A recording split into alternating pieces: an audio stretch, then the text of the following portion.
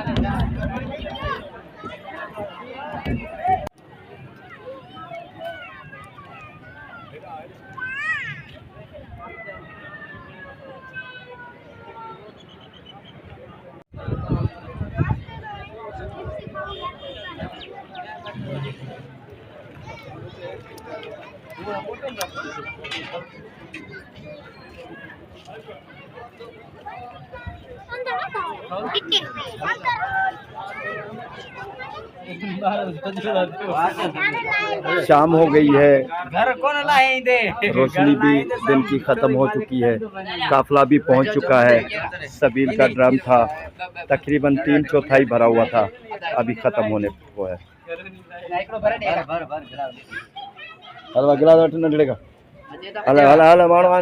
بسم اللہ بسم اللہ۔